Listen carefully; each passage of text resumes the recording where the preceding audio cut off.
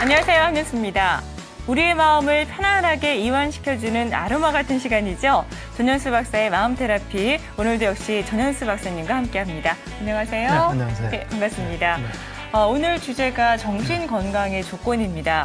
그러니까 어떤 사람이 정신적으로 건강하고 또 성숙한 사람인지 이건 우리 모두의 관심사가 아닐까 싶은데요. 네. 근데 사실 이 정신적으로 건강하기란 참 쉽지 않은 일 같습니다. 그렇죠. 정신이 건강하려면 정신이 건강할 수 있는 노력을 해야 돼요. 네. 근데 사실 그냥 노력하지 않고 가만히 있으면 우리 사회가 지금 정신이 건강한데 좀 지장이 되는 요소들이 꽤 있거든요. 네. 뭐 비교라든지 경쟁이라든지 너무 바쁘다든지 그래서 자칫하면 정신 건강을 잃기 쉽습니다. 네.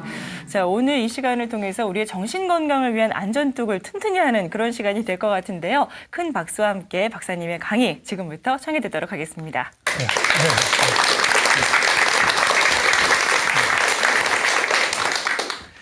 하여튼 어느 때보다도 좀 정신 건강이 굉장히 중요한 것 같아요. 내 정신 건강뿐만 아니라 이웃의 정신 건강도 굉장히 중요해요. 왜냐하면 지금은 이 밀집되고 뭐 지하철 사고만 해도 그렇잖아요. 정신 건강하지 않은 사람이 뭐 자칫하면 대형 사고가 나잖아요. 그래서 내 자신의 정신 건강도 노력해야 되고 또 주위 있는 사람들 정신 건강도 우리가 좀 좋아질 수 있도록 도와줘야 될 거예요. 왜냐하면 우리가 서로 연결된 거기 때문에. 그래서 이제 그런 측면에서 볼 때 어떤 사람이 정신이 건강한 사람이다 하고 말할 수 있는지 뭐 들어보면 다 뭐 좋고 이제 뻔한 이야기겠지만 그 하나하나를 이제 제가 이야기를 하면은 정신의학 교과서에 보면은 이런 사람이 정신이 건강하다고 8가지 항목을 제시를 하고 있어요. 잘 들어보시고 여러분들도 그 하나씩 가지고 있는지 한번 보세요. 네. 제일 첫 번째가 인생의 목적이 뚜렷한 거예요. 인생의 목표. 인생의 목표가 뚜렷한 거예요. 나는 아무런 인생의 목표가 없다. 그럼 정신이 건강한 사람 보기 어렵습니다. 우선 인생의 목표가 분명한 겁니다. 뚜렷한 겁니다. 이제 두 번째는 타인에게 의지하지 않습니다. 의존하지 않습니다. 타인에게. 우린 타인에게 의지돼 있고 의존돼 있으면 그 사람의 영향을 계속 받게 되겠죠. 이제 타인에게 의존하고 의지하지 않는 거하고 또 독립한 거하고는 또 다른 거예요. 잘 어울릴 수 있는 거하고 의지하는 건 다른 겁니다. 이 타인에게 의존돼 있지 않습니다. 두 번째가 타인에게 이제 의존되어 있지 않고 세 번째는 뭐냐면 현실을 있는 그대로 봐요. 현실 파악이 정확한 거예요. 현실 있는 그대로 보면서 현실에서 어려움이 있으면 그거를 잘 이래 극복해내요. 그러니까 뭐 이래 자기한테 어려운 일이 닥치는데 그거 잘 안 되면 그것도 정신이 건강한 사람이 아니에요. 그다음 네 번째는 뭐냐면 자기 처지에 맞게 행동해요. 자기 처지에 맞게. 돈 없는 사람이 돈 막 쓰고 그러면 안 되죠. 처지에 맞게. 그다음 다섯 번째는 남의 입장을 잘 이해합니다. 남의 입장.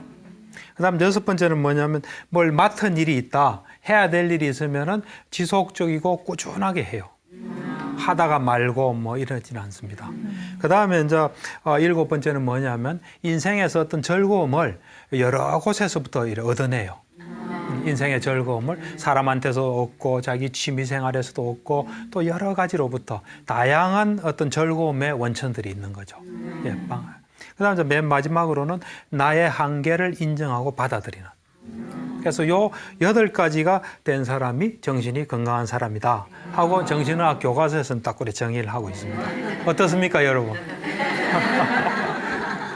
뭐 안 되는 것도 있죠. 네. 예, 안 되는 걸 보강하시면 돼요. 되는 것은 이제 유지 발전식이고 안 되는 거는 보강하고.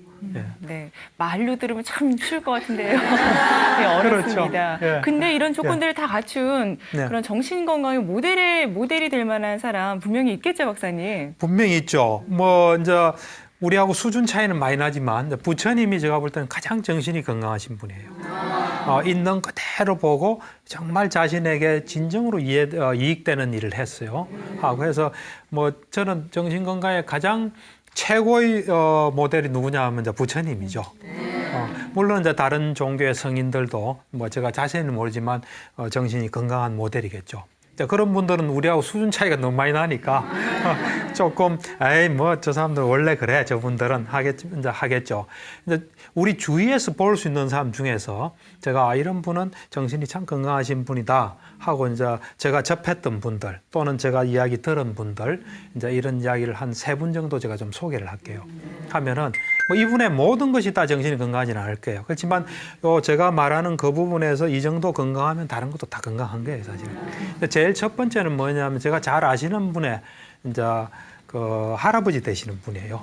이제 이분은 지금 돌아가셨죠. 오래전에 사셨던 분인데 이분이 열심히 사셨지만은 뭐 이런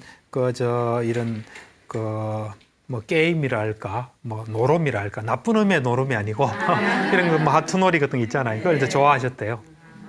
좋아해서 이제 가끔 일을 하셨는데 한 번은 이제 좀 큰 판을 하신 것 같아요. 해서 집 한 채를 잃어버린 거예요. 근데 그 다음 날 보니까 밤에 그걸 했거든요. 그 다음 날 보니까 또 일하러 가더래요.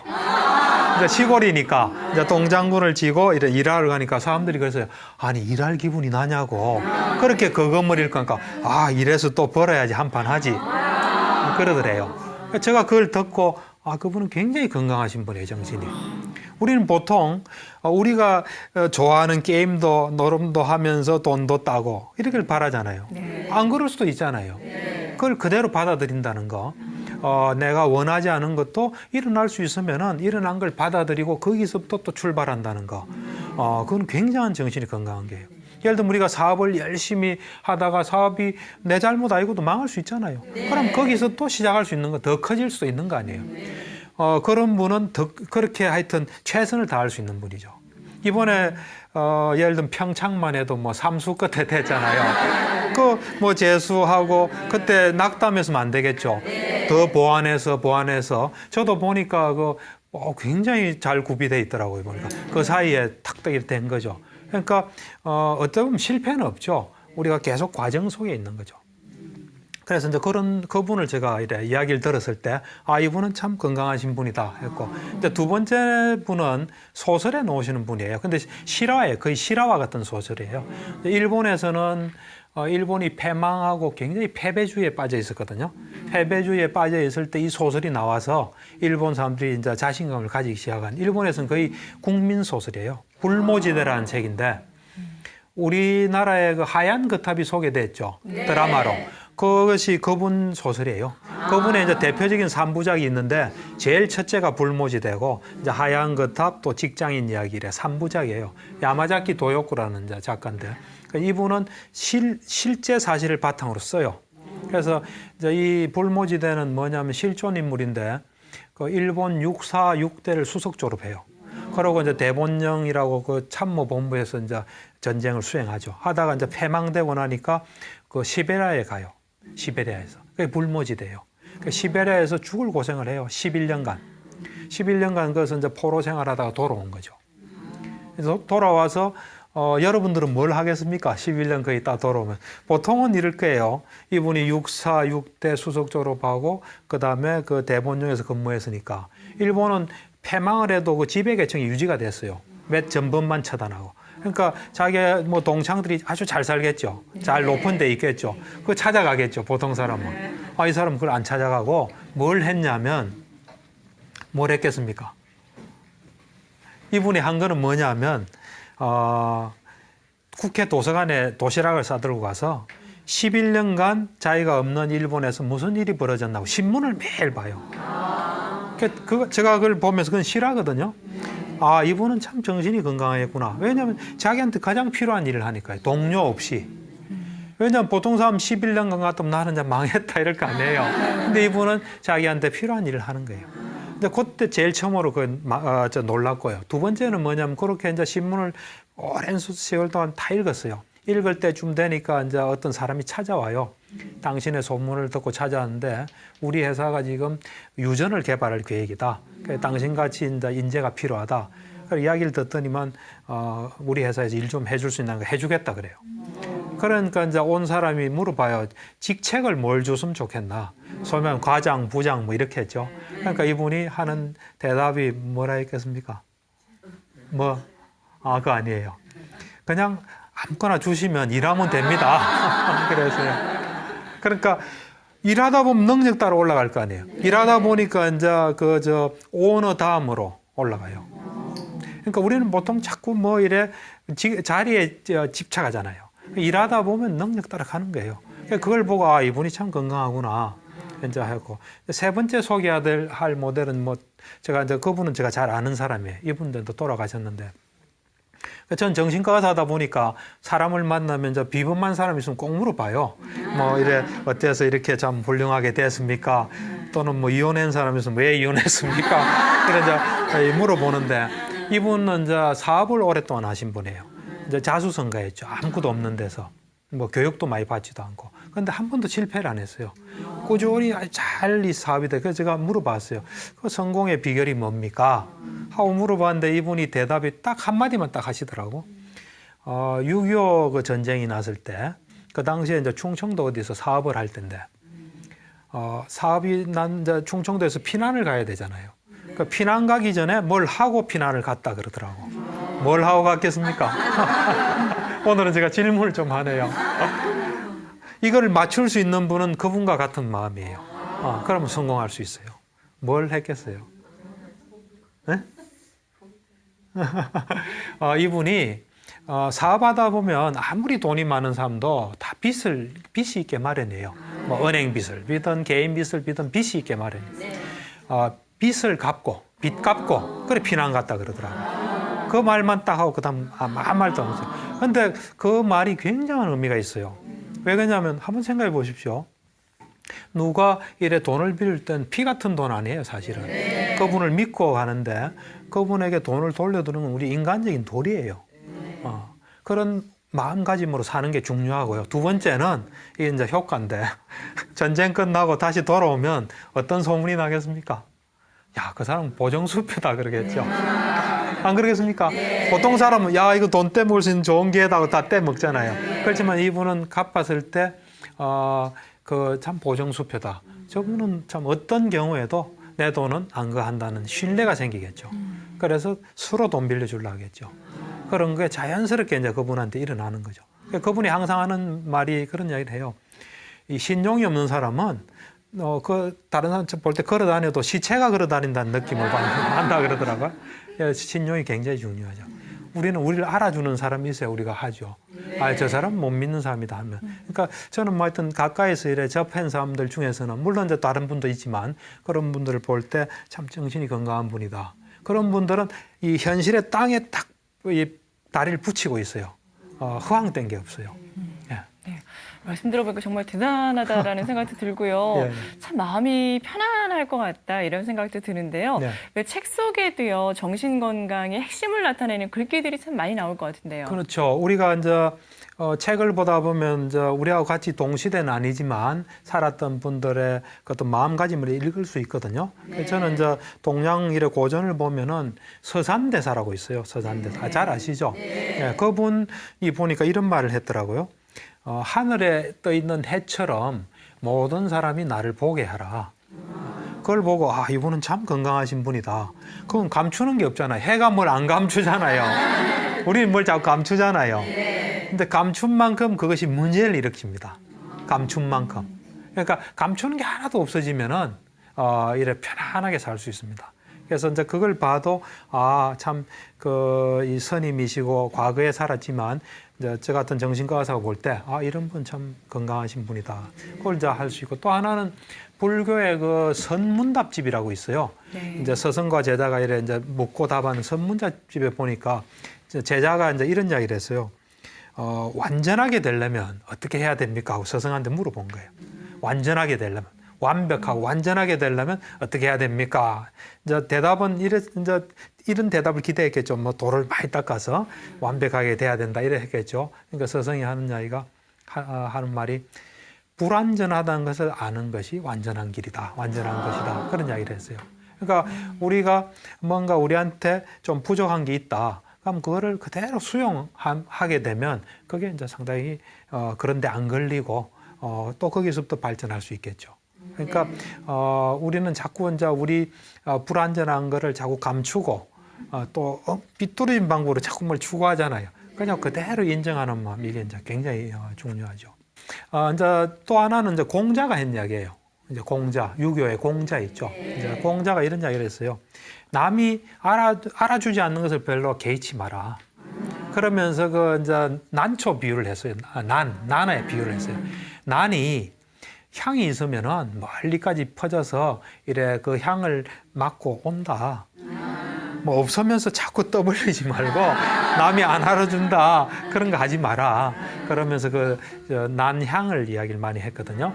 이제 보면 우리는 자꾸 이제 우리 안 알아준다, 또 인정받고 싶고 인정받을래 하고 좀 무시하면 막 이렇게 화내고 그러잖아요. 이제 그거보다는 자기를 자꾸 갈고 닦는 것이 자기한테 제일 도움되고 자기가 훌륭하면 다 알아주죠. 뭐 네. 안 알아주는 가지고 막 왜 안 알아줘 하면 그거 더 안 알아주죠. 네.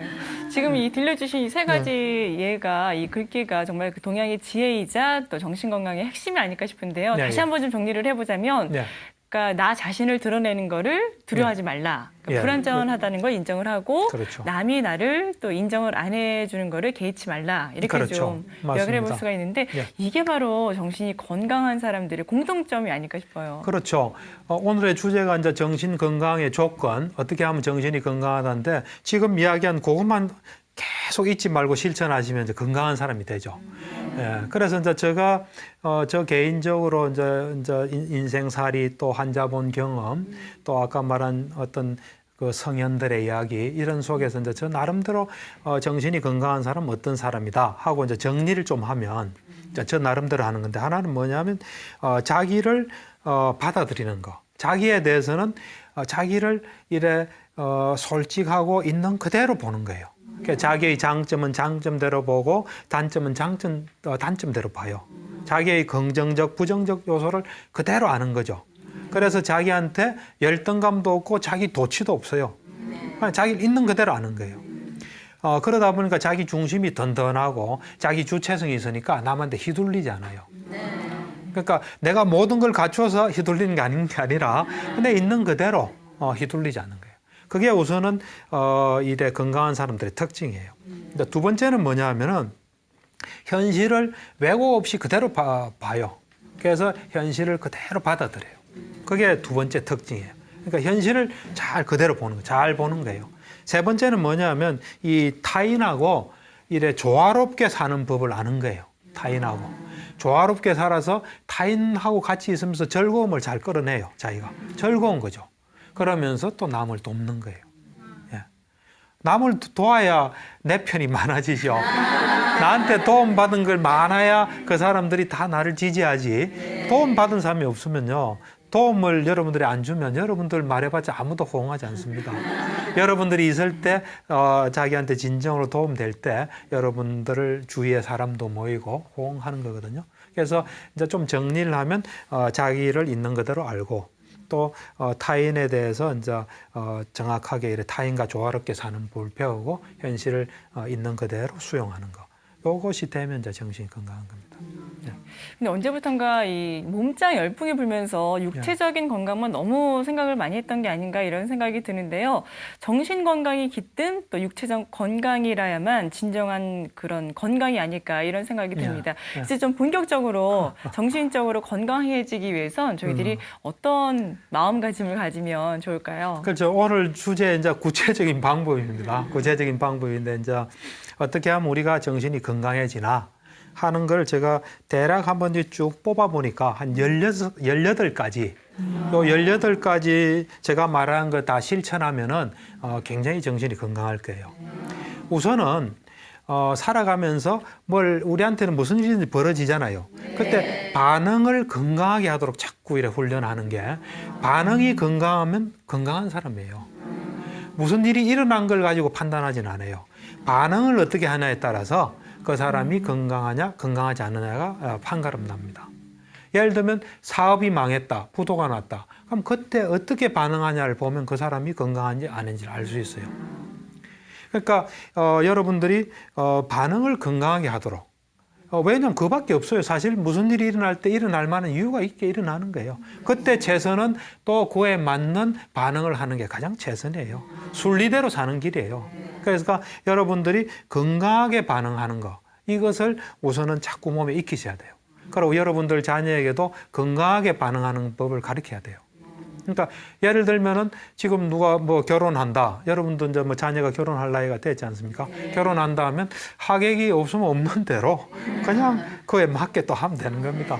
거기서 뭐 동료되고 뭐 걸고 모으고 이런 곤란하죠. 그러니까 언제나 어쨌든 왜냐면 살아온 대로 그 역사가 증명하는 거거든요. 제가 이래 상가집을 가보면은 이래 화환이나 뭐 손님 보면 그 사람이 살아온 걸 알 수 있어요. 활동을 많이 하고 연결이 많은 사람 많이 올 거고 적으면 또 적게 올 거고 적은 게 나쁜 건 아니에요. 또 혼자만의 시간을 많이 가진 걸 수도 있고. 그러니까 어쨌든 이 반응을 건강하게 하는데 자꾸 초점을 두시면은 정신이 점점 건강해집니다. 그 다음 두 번째는 뭐냐면 비교하지 않도록 한번 해보세요. 예, 비교하지 않는 이걸 훈련하시면 이제 정신이 건강해집니다. 비교하는 사람은 굉장히 고통스러워요. 그러고 이제 자기만의 정말 필요한 것도 못하는 수도 있어요. 그러니까 비교랑은 세 가지거든요. 내가 저 사람보다 낫다, 못하다, 비슷하다, 똑같아. 그 사실은 우리가 다 다른 거예요. 다 다르고 살아온 역사에 따라 다 다른 거예요. 그거를 이제 우리가 볼 수 있어야 되거든요. 근데 우리는 쉽게 자꾸 비교해요. 그래서 비교하는 마음 요 하나만 없애도 되게 편안해져요. 그러니까 이제 비교를 안 하려면 사람을 보면 그 사람 좀 어떤 모습이 보이죠. 그럼 그 모습이 있기까지 과정을 자꾸 보려고 노력하세요. 자꾸 보려고 노력하면 이래서 이래 되구나. 또 이러면 이래 앞으로 이래 예를 들면 지금 공부를 잘하는 사람이 있어요. 공부를 열심히 해서 잘하는 거예요. 공부 안 하면 못하게 되는 거예요. 또 나도 지금 이런 성질일 때는 그만한 게 있는 거예요. 그래서 우리가 항상 뭘 볼 때 그게 있기 때까지 과정을 자꾸 보면 이제 지혜도 생기고 비교하는 마음이 없어집니다. 예. 그런 이제 비교를 안 하는 것도 하나의 방법이고요. 그 다음에 이제 또 세 번째는 시야를 좀 넓히는 게 좋습니다. 시야가 되게 좁은 사람이 있어요. 어떤 사람은 자기만 딱 관심 있는 사람이 있어요. 또 어떤 사람은 자기 가족만. 그러니까 시야를 쭉 넓혀야 돼요. 왜 시야를 넓혀야 되냐면 우리는 다 연결되어 있습니다. 다 연결돼서 연결된 속에서 우리한테 도움되는 일도 생기고 여러 가지 뭔가 좋은 일들이 많은데 자기 어떤 감정이나 자기 이해 계산 속에서 탁 고정해버려요. 그러다 보니까 자기한테 손해가 생겨요. 그리고 또 아무리 내가 요 사람들하고 만날 거야 하는데 연결 안 됩니까? 연결돼서 보려면 괴로워요. 근데 쭉 연결돼서 하면은 뭐 어떤 사람을 만나도 별로 문제가 안 돼요. 그래서 우선 시야를 좀 넓히세요. 제가 보니까 정신 건강이 안 좋은 사람들은 시야가 좁아요. 정신 건강이 이제 좋은 사람 시야가 넓어요. 폭이 되게 넓어요. 예, 그래서 이제 시야를 자꾸 넓히도록 노력하시고, 그다음 네 번째로 우리가 이제 체크할 수 있는 건 인사를 잘 하셔야 돼요. 인사를 왜 잘해야 되냐면은 사람과 사람 사이에는 오해가 생길 수 있습니다. 다른 사람은 나를 잘 몰라요. 모르기 때문에 나의 행동을 보고 또는 자기의 어떤 고정관념으로 보기 쉽거든요. 근데 그때 인사를 해버리면은 그냥 그런 것들이 싹 없어지고 서로가 팍 열게 돼요. 그래서 사람 하나는 가지고 있는 정보도 엄청나요. 또 여러 가지가 있거든요. 내가 아무리 완벽해도 부족한 게 있잖아요. 옆에서 채울 수 있거든요. 그럴 때 인사를 잘하면은 그냥 문이 팍 열려요. 그래서 물론 저 서양에는 뭐 악수가 뭐 총이 없다는 걸 보여주기 위해서 악수가 생겼다 그러더라고. 그러니까 그것도 오해를 없앤 거 아니에요, 그죠? 그러니까 인사를 잘하는 거 이것도 이제 굉장히 중요합니다. 인사 잘못하는 사람들은 자꾸 뭐 막히고 장애물이 자꾸 생겨요. 이런 것도 있을 것 같아요. 부탁을 이제 받으면 거절 못하는 분들 많이 계시잖아요. 네. 약간 좀 그런 편인데 네. 이런 걸 잘하는 것도 또 정신 건강에 도움이 되지 않을까 싶은데요. 그렇죠. 제가 이제 우리 환자분들 이래 쭉 보면서 또는 주위 사람들 뭐 이래 보면서 이 부탁하는 거, 또 거절하는 거 여기에 자유롭지 못한 사람이 많아요. 예, 여기에 자유로워져야 돼요. 그래야 정신이 건강해집니다. 부탁을 하는데 자유롭고 거절하는데 자유롭고. 근데 보통 보면 이제 부탁 거절이 잘 안 되는 사람은 이제 상대방 상처받는 걸 생각해요. 근데 그걸 자세히 들어보면 이제 자기가 그럴 때 약한 사람이 많아요. 근데 자세히 이제 그러니까 사실 은밀하면서 저는 뭐 부탁한다, 거절한다 그 말 자체도 저는 별로 좋아하지 않아요. 이제 부탁이란 거는 부탁을 하는 게 아니라 그냥 내가 지금 이런 상태에 있다 하고 말하는 게 좋아요. 그러면 상대가 듣고 아 내가 도와줘야 되겠다 하면 도와줄 거고 또 자기가 못 도와주면 뭐 소개도 해줄 거고 알리는 거예요 일종의 알리는 거. 그러면 부탁에 아주 자유로워져요. 아, 내가 이런 건 있다. 그러고 그러면서 저쪽에도 도와주고 싶으면 도와주면 안 되는 걸 내가 이해하고 그렇게 되면 얼마든지 자유롭게 이야기할 수 있죠. 그러면 부탁에 좀 자유로워져요.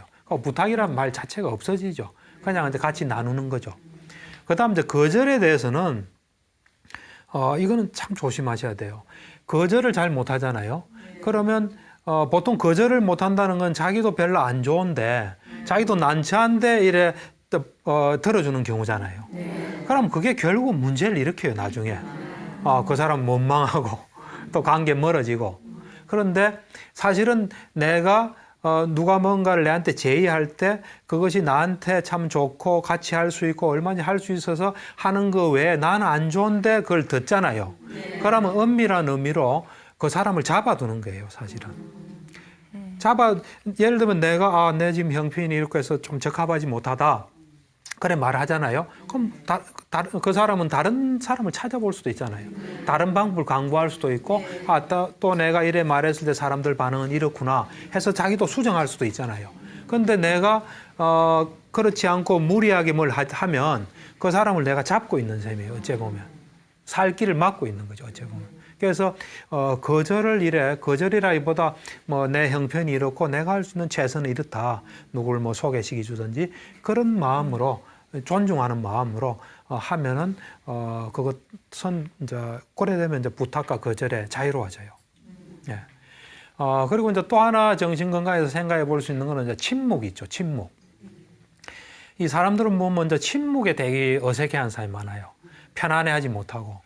왜냐면 주로 이제 우리 환자분들이 그런 이야기를 많이 해요. 둘이 말이 없으면 되게 어색해진대요. 불편하고.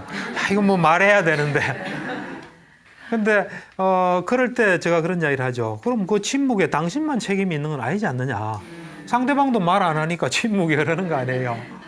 그리고 침묵이란 건 어찌 보면 여백과 같은 게요. 우리가 뭔가 이래 그림을 봐도 뭐가 이제 차 있는 것도 있지만 비어 있는 것도 있어야 되잖아요. 그래서 이 침묵은 여백과 같은 게요. 휴식과 같은 거고 그것이 적절하게 좀 조화를 이루어야 돼요. 그리고 또 한번 생각해 보십시오. 이제 침묵이 딱 된다. 그럴 때 그러면 그 침묵에서 편안하게 있을 수 있다. 그러면 말을 안 해도 저 친구하고 있으면 말 안 해도 편하다 하면 그것도 편안한 거 아니에요. 안 그래요? 네. 네. 그래서 할 말이 있으면 하지만 없으면 편안히 있는 걸 자꾸 훈련하는 게 좋습니다. 내가 정말 말 많이 하고 싶으면 말 많이 할 수 있는 걸 준비를 해야죠. 준비도 없이 말 많이 하려고 하는 건 욕심이죠. 안 그렇습니까? 네. 그러니까 침묵에 좀 편안해지는 게 필요합니다. 예. 그리고 이제 또 생각해 볼 수 있는 거는 정신이 건강한 사람은 자기한테 진정 도움되는 일을 해요. 뭘 해도. 근데 이 신경증이나 정신병, 정신이 불건강한 사람은 자기한테 도움된다 하면서 도움된다고 생각하는데 도움 안 되는 걸 자꾸 해요. 그러니까 진정으로 나한테 뭐가 도움되나 하는 걸 잘 따져서 지혜롭게 좀 자꾸 하셔야 돼요. 내가 이렇게 보면 하여튼 정신이 좀 건강하지 못한 사람들은 자기한테 손해되는 것만 해요. 그래서 앞으로 여러분들이 진정으로 내한테 도움되는 게 뭔가 하는 걸 이제 자꾸 찾아서 진정으로 도움되게 하면 그게 이제 자꾸 정신이 건강해집니다. 네.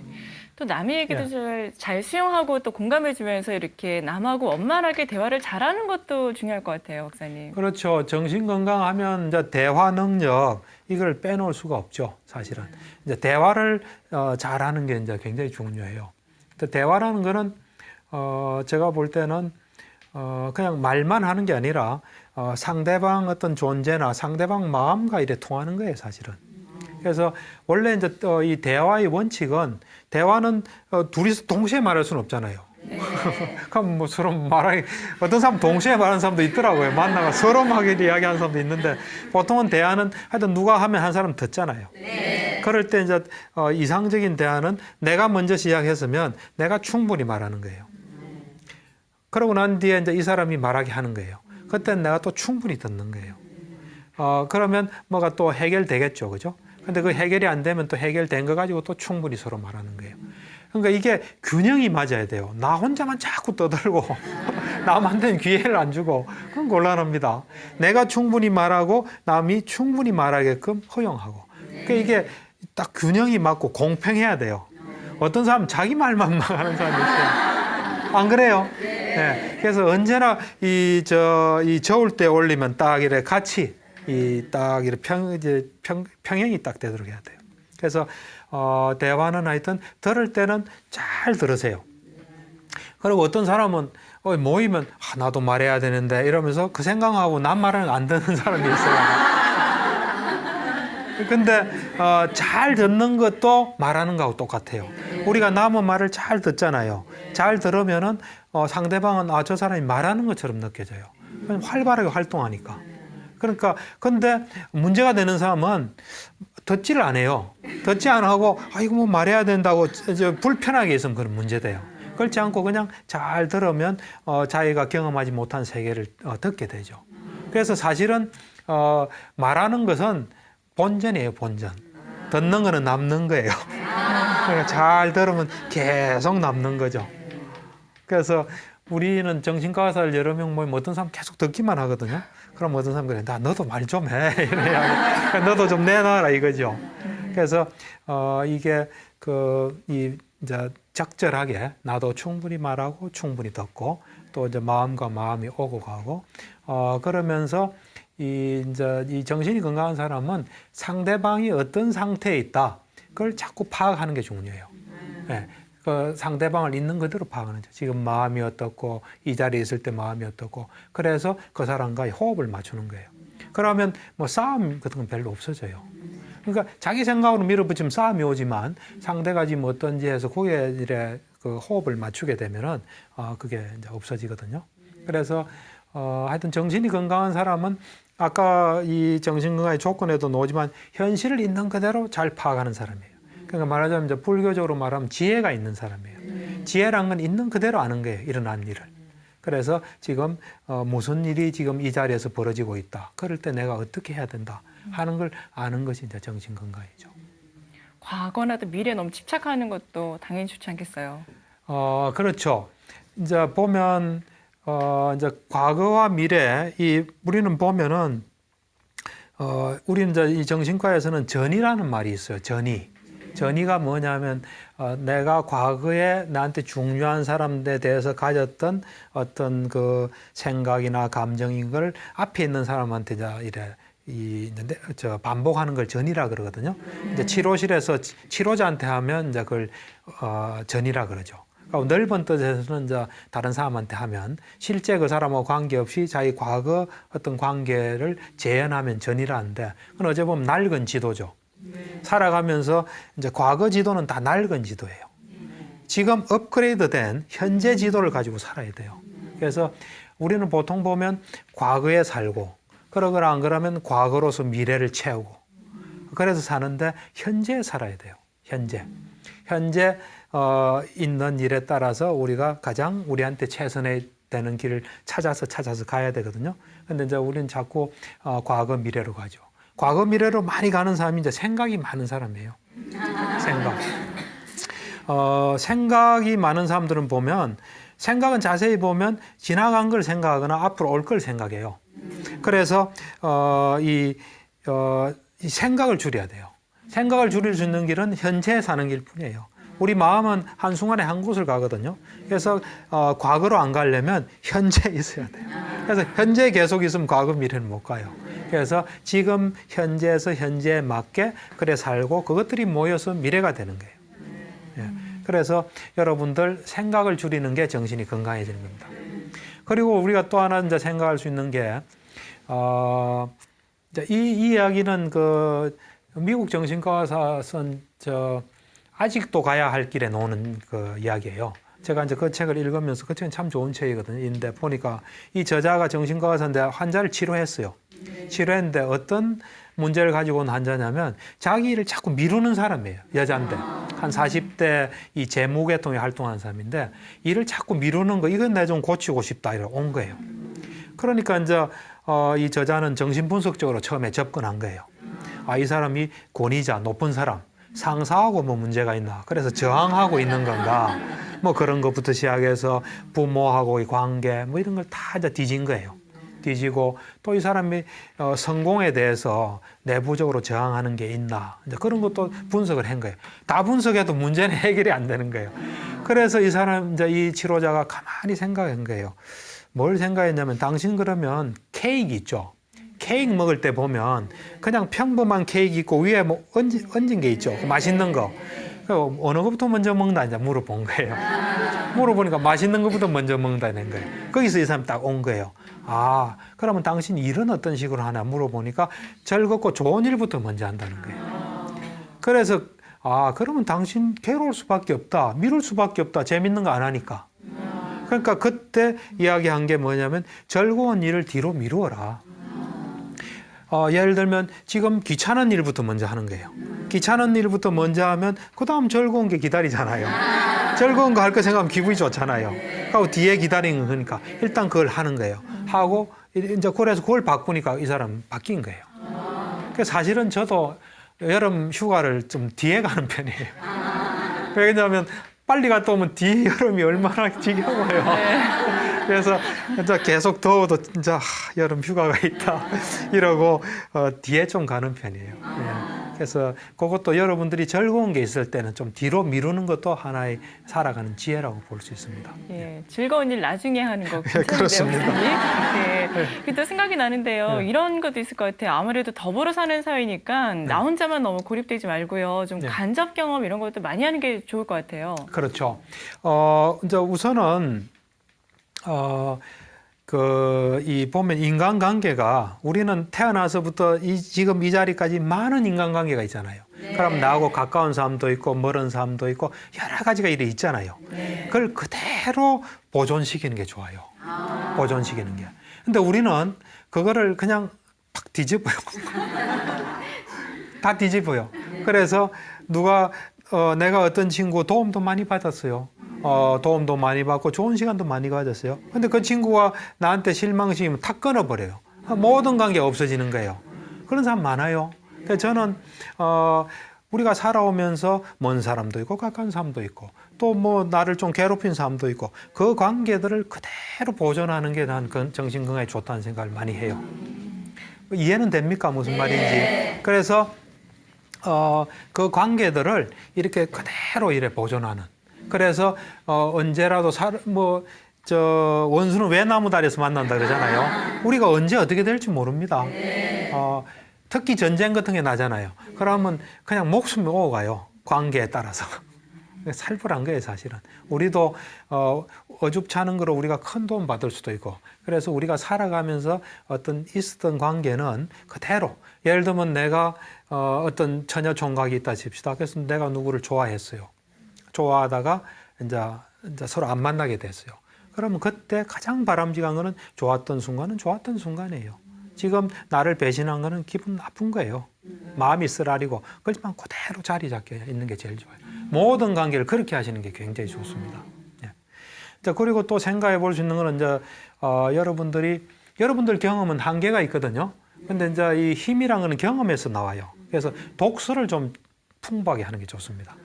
여기 책 열심히 읽습니까?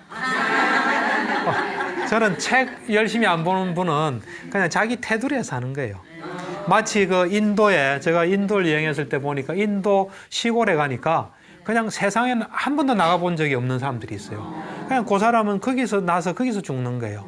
그러니까 세계가 굉장히 좁아요. 책 안 보는 사람은 그거에 비교할 수 있어요. 물론 이제 TV 보고 뭐 신문 보면서 많이 달라질 수는 있지만 그래도 책이 할 수 있는 역할은 못 해요. 그래서 책이라는 게 이 간접 경험하는 거예요. 그래서 내가 이래 할 수 없는 경험을 충분히 같이 한다. 이제 이렇게 하는 게 좋고요. 그다음 이제 이 18가지 중에 마지막이에요. 마지막이 이제 지금까지 한 거 쭉 해보면 18가지예요. 그래서 18개네요. 18개. 18가지인데 맨 마지막이 자기 형편 따라 사는 거예요. 자기 형편에 맞게 뭐든지 하면 어려움도 없고 편안합니다. 그래서 형편 따라 할 수 있는 마음가짐을 자꾸 기르는 것도 도움이 될 것 같아요. 네. 박사님, 불자 입장에서는 어떤 걸 신경 쓰면 좋고 또 이제 우리 지금 강의 듣고 계시는 분들 위해서 자녀들의 정신 건강을 위해서는 또 어떤 점을 신경을 쓰면 좋을지 함께 들어볼게요. 예, 그러죠. 우선 이제 불교에서는 이제 불교란 게 이제 이 정신이 건강해지기 위한 길을 제시한 지도예요, 다. 그럼 다 보면 저 입장에서 보면 전부 다 그거 실천하면 정신이 건강해지는 거예요. 그래서 이제 그 중에서도 요 5개라는 게 있습니다. 우리는 5가지 덮개가 덮여 있는 거죠. 5가지 요 덮개를 벗어나면 우리는 편안해집니다. 요 5가지 덮개를 때로는 빚이라고도 이야기해요. 우리 빚지고는 괴롭지 않습니까? 네. 그 다음에 이제 감옥에 들어가 있는 거예요. 감옥에 들어 자유롭지 못하죠. 그 다음에 병이 나 있는 상태. 또 그 다음에 남의 종이 된 상태. 그 다음에 이제 사막을 이행하는 상태. 요 5가지를 그래 비유해요. 그래서 이 5가지에서 이제 벗어나야 되는데 5가지가 뭐냐면 감각적 욕망이에요. 우리가 이래 눈으로 보고 귀로 하면서 막 이렇게 추구하는 거 있죠. 이런 걸 해야 돼요. 그 다음에 화나는 게 있죠. 화. 그 다음에 이런 몽롱한 상태로 있는 거. 게으르고 몽롱한 상태로 있는 거. 또 그 다음 이제 좀 덜 떠 있고 자꾸 지나간 거 후회하는 거. 그 다음 의심하는 거. 자기한테 도움되는데도 자꾸 의심하는 거. 요 5가지가 해결하면 정신이 굉장히 건강해져요. 그 다음 이제 우리가 부모로서 이제 자녀가 어떻게 하면 건강하게 좀 키울 수 있나 볼 때는 제일 좋은 거는 모범을 보이는 겁니다. 그래서 아까 제가 말한 18가지를 계속 실천하고 그러면서 그것들을 아이들 속에 자리 잡게끔 도와주면 아이를 제일 잘 키우는 거예요. 왜냐하면 아이는 본능적으로 이래 배우는 습성이 있어요. 그게 프로그래밍 돼 있어요. 그걸 이제 우리는 전문용어로 동일시라 그러는데 보면 배워요. 그래서 어떤 사람들 그러잖아요. 부모가 잘못되지 않으면 애가 약간 삐뚤어도 결국은 바로 된다 이런 말 많이 하거든요. 그거 다 그런 거예요. 은연중에 다 배우는 거예요. 그래서 아까 18가지를 실천하면서 이제 보게 하고 또 그걸 또 아이도 실천하게끔 도와주고 뭐 그래 하고요. 그다음 두 번째는 아이들은 자기 처음으로 사는 세상이잖아요. 자기 살고 싶은 것도 있을 거 아니에요. 그러면 이제 충분히 이야기해서 걔들이 하게끔 하고 또 같이 이야기하고 그렇게 하고 그다음에 이제 우리는 보면은 아이들이 가진 능력은 다 다르기 때문에 되도록이면 아이들이 이제 많은 걸 접하게 해주는 게 좋아요. 그래서 능력이 있는 곳을 이제 발견하게끔 하는 게 좋고요. 그다음에 항상 아이들을 키울 때는 아이들이 이 집안에서만 그런 건 아니잖아요. 그래서 바깥에 나가서 살 세상을 자꾸 생각하면서 거기서 잘 살아가게끔 도와주는 게 좋아요. 맨 마지막으로는 어떤 경우도 부모와 자식 간의 관계가 좋아야 됩니다. 그것이 마지막 이 토대예요. 그래서 뭐 싸우더라도 이래 사이가 좋아야 돼요. 그거 하나만은 계속 유지하셔야 돼요. 부모 벌써 나는 부모도 없어 이래 되면 이제 막 가는 거예요. 그래서 부모 자식은 어떤 경우에도 사이가 좋게끔 뭐 애를 먹여도 맛있는 거 자꾸 해주고 그래서 하여튼 부모 자식 사이 좋게 하는 게 마지막 보루예요. 예. 네, 알겠습니다. 그 생활 속에서 실천할 수 있는 방법들 하나하나 지켜나가다 보면 개인뿐만 아니라 사회도 건강해지지 않을까 이런 생각이 들었습니다. 예. 박사님께 큰 박수 한번 부탁드립니다.